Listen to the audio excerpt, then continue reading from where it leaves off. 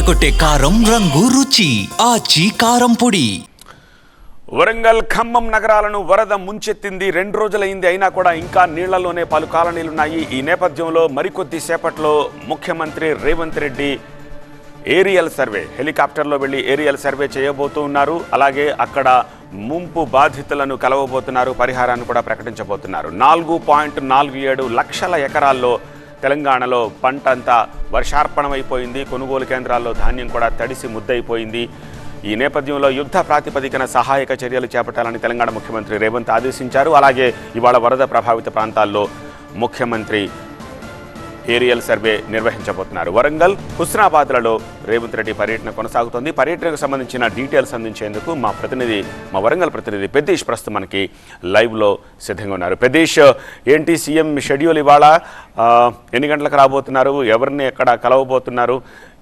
ఏంటి షెడ్యూల్ ఏంటి? తెలుగు రాష్ట్రాలను అతలాకుతలం చేసిన తుఫాన్ వరంగల్ జిల్లా విలవిలలాడేలా చేసింది.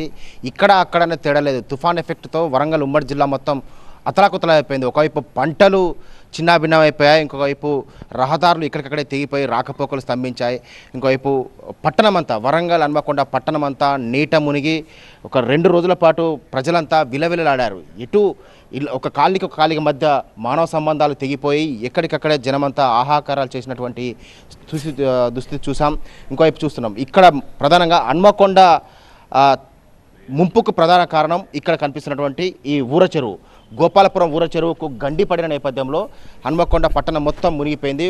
ఇక్కడ ఈ గండి ఇక్కడ దాదాపు ఇప్పుడు నేనున్నటువంటి ప్రాంతం నా పైన దాదాపుగా ఇంత ఎత్తుతో వరద పోటెత్తింది. ఇక్కడ నేను ఉన్నటువంటి ఈ ప్లేస్లో ఇంత ఎత్తుతో వరద పోటెత్తింది. అటువంటి ప్రాంతంలో ప్రస్తుతం యుద్ధ ప్రాతిపదికన ఈ గండి పూడ్చివేత పనులు కొనసాగుతున్నాయి. ఎంత ఎఫెక్ట్గా వరద వచ్చిందో చూడవచ్చు. ట్రాన్స్ఫార్మర్లు, విద్యుత్ తీగలు, స్తంభాలు మొత్తం కొట్టుకుపోయాయి. ఇవి ఎక్కడెక్కడి నుంచో కొట్టుకొచ్చినటువంటి విద్యుత్ స్తంభాలన్నీ ఒక్కచోట చిక్కుకుపోయాయి. దిగువన ఇళ్ళు ముంచెత్తాయి. ఆ వరదల సమయంలో ప్రాణాల అరచేతులు పెట్టుకొని పరుగులు పెట్టిన కాలనీ వాసులంతా ఇప్పుడిప్పుడే తిరిగి వచ్చి వాళ్ళ ఇళ్ళలో ఉన్న గృహోపకరణాలు కావచ్చు, ఇంట్లో ఉన్నటువంటి వస్తువులు, అదేవిధంగా సర్టిఫికెట్స్, బియ్యం అన్నీ కొట్టుకుపోయిన తర్వాత ఇప్పుడిప్పుడే వారంతా తిరిగి వచ్చి ఏం మిగిలాయో వారంతా చూసుకుంటున్నారు. సో ఉదయం అంతా వాళ్ళంతా ఇళ్ళలోకి తిరిగి వచ్చి ఇక్కడ వాళ్ళ ఇళ్ళలో మిగిలిన వస్తువులను చూసుకునే ప్రయత్నాలు అయితే జరుగుతున్నాయి. ఇంకోవైపు యుద్ధ ప్రాతిపదికన ఇక్కడ రోడ్ల మరమ్మత్తు పనులు, అదేవిధంగా సేమ్ టైంలో ఇక్కడ ఈ గండి పూడ్చివేత పనులు కూడా యుద్ధ ప్రాతిపదికన కొనసాగుతున్నాయి. ఇక్కడ ఈ గండి ఎఫెక్ట్ తోటే దిగువన ఉన్నటువంటి కాలనీలు మొత్తం కూడా ముచ్చెత్తాయి. రాత్రంతా యుద్ధ ప్రాతిపదికన ఇక్కడ ఈ గండి పూడ్చివేత పనులు నిర్వహిస్తున్నారు. ఇంకోవైపు రోడ్లు కూడా వరంగల్ హన్మకొండ మధ్య కనెక్టివిటీ తెగిపోయింది. 2 రోజులు అసలు వరంగల్ వాళ్ళు హన్మకొండ వాళ్ళకు వరంగల్కి వచ్చే పరిస్థితి లేకుండా కనెక్టివిటీ తెగిపోయింది. రోడ్లు ఎక్కడికక్కడ తెగిపోయాయి. అట్లాంటి రోడ్ల కూడా మళ్ళీ ఉదయం నుంచి కూడా నిర్మాణ పనులు కూడా కొనసాగుతున్నాయి. ఇంకోవైపు ఈరోజు మధ్యాహ్నం ముఖ్యమంత్రి రేవంత్ రెడ్డి వరంగల్కు రాబోతున్నారు.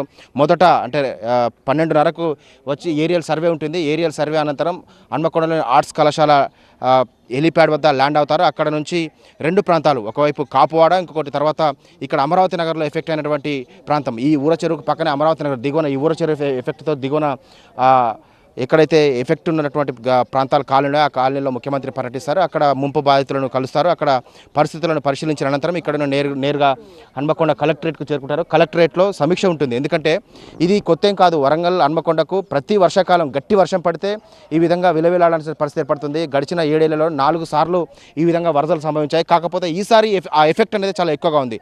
కాబట్టి అసలు వరంగల్కు ఫ్యూచర్లో మళ్ళీ ఇటువంటి వరదలు రాకుండా ఉండాలంటే చేయాల్సినటువంటి ఏం చేయాలనే దాని మీద ఒక ప్రణాళికలు రూపొందించి దానిపైన ఒక సమీక్ష నిర్వహించే అవకాశం ఉంది. ఆ సమీక్షలో ఒక నిర్ణయం తీసుకునే అవకాశం ఉంది. అదేవిధంగా ముంపు ప్రాంతాల ముంపు బాధితులకు కూడా ఒక పరిహారం కూడా ప్రకటించే అవకాశం ఉంది. ఇటు పంటలకు కావచ్చు, ఇక్కడ ముంపు ప్రాంతాల్లో ఉన్నటువంటి ఇళ్లు కొట్టుకుపోయిన వాళ్ళకు కూడా పరిహారం ప్రకటించే అవకాశం అయితే ఉంది. ముఖ్యమంత్రి పర్యటనకు కూడా అధికార యంత్రాంగం పూర్తి స్థాయిలో ఏర్పాట్లు చేశారు.